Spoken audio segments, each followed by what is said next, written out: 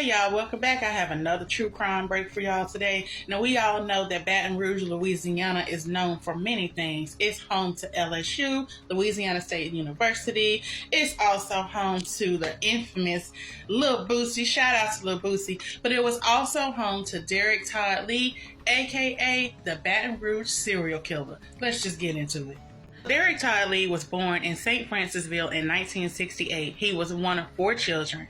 He had a very domineering mother, and at some point, she married another man who became his stepfather, and he was physically, verbally, and mentally abusive to Derrick. Now, on top of that, Derrick was mentally challenged. We'll just say that. He was placed in special ed classes in school, which led to him being bullied by his classmates for calling him remedial. I can't say that word. But he got bullied a lot for, riding the short bus, so to speak.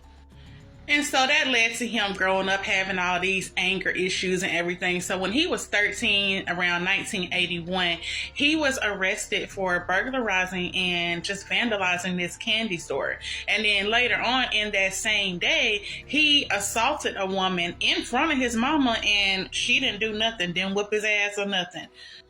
Then in 1988, he was arrested for attempting to rob a person in the city, but those charges were later reduced and he only spent a short amount of time in jail. And so then shortly after he got out of jail, he met and married this woman by the name of Jacqueline Sims.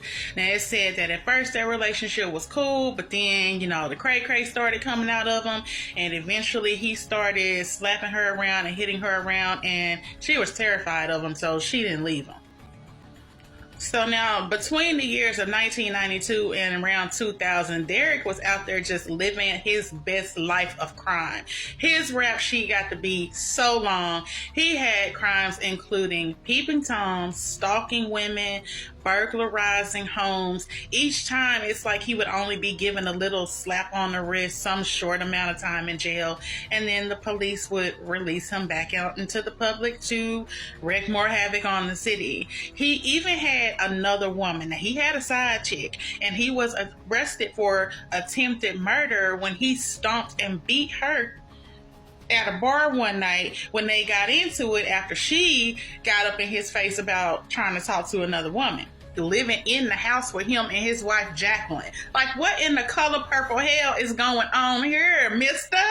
Anyway, we got way more to this story that I can't fit in this video, so you're just gonna have to come back for part 2. Hey y'all, I'm back with part 2 of the story of the Baton Rouge serial killer, Derrick Todd Lee. So let's go ahead and get into it. So around 1998, Derrick Lee snapped, and he just started going on a murder spree, killing women all around the city of Baton Rouge, starting with Randy Mabrewer. Now, her body was never found. From her, he went on over a 6-year time span, just murdering multiple women, and these are some of his victims here, even though police suspect there were many more. And all the while, he was out there getting himself arrested on a multitude of other crimes, including stalking, peeping toms, burglarizing, robbing, you name it. Now, part of the reason why he was able to get away with serial killing was the police weren't even looking for a black man initially. They assumed that their serial killer was a white man because, in America, most serial killers tend to be white male. Think Ted Bundy, Jeffrey Dahmer. And at the same time, there was another serial killer besides Derrick who was in the Baton Rouge area also raping and killing women. And his name was Sean Vincent Gillis. Now, he was also an active serial killer in Baton Rouge at the exact same time. So police had no clue who they were looking for. But when people around town started getting, wind of the serial killer story, they started making the rumors that, their killer was a white guy who drove a dirty old pickup truck. Because y'all know every serial killer or kidnapper story starts with a creepy old guy with a creepy old kidnapper van, right? So the police was out here looking for this white man. They even put out a profile of what they thought their serial killer's characteristics were, including that he was between the age of 25 and 35 and that he was a white male. So Derrick was able to just go out and commit his killings and fly completely under the radar until the police eventually shifted focus and they thought that maybe their killer could be an African American man. So they started getting DNA samples of black men because DNA was becoming much more popular around that time. So now, out of all of Derrick Lee's victims, only one of them got away and lived to tell the tale, and that's this lady here. Her name is Diane Alexander. She says in 2002, Derrick knocked on her door and then ambushed her when she opened the door. Luckily, her son came home in the middle of the crime and was able to chase Derrick out the back door and down the street. So she's the one who lived, and that's where things started to go downhill for Derrick. So come back in part 3 for the conclusion of this story. Hey y'all, welcome back to part 3 of the Baton Rouge serial killer story. So around the last week of May 2003, Derrick had gone in, he had given the police a sample of his DNA voluntarily, but he knew that the police were coming for him. So while he was given the DNA sample, his wife Jacqueline went to the school, removed their kids out of school. She told them that the family was moving out west to California. And then her and Derrick packed up the kids and they took off and hightailed it to Chicago because Derrick was trying to avoid the police coming for him. Then at some point he left his family in Chicago and he moved to Atlanta himself, trying to avoid, being caught by the police.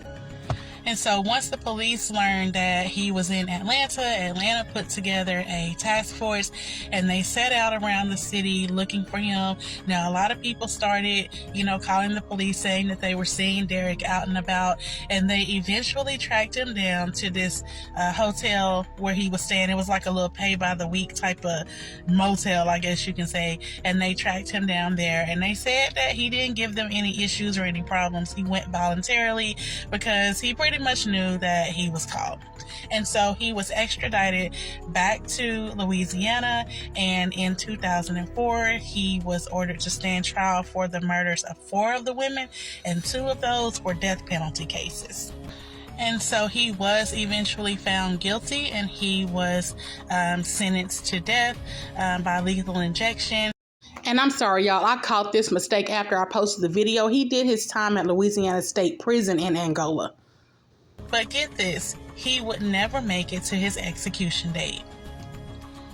So on January the 21st, 2016, while Derrick was awaiting execution, he was transferred to a hospital in Louisiana where he died due to heart disease. So after all of that, he never even got to see his execution date through, which I'm sure to the family, they didn't like that too much, even though, he still died, but not in the way that they felt that he deserved.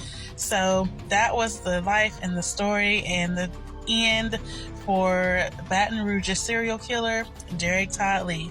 Stay tuned for more stories.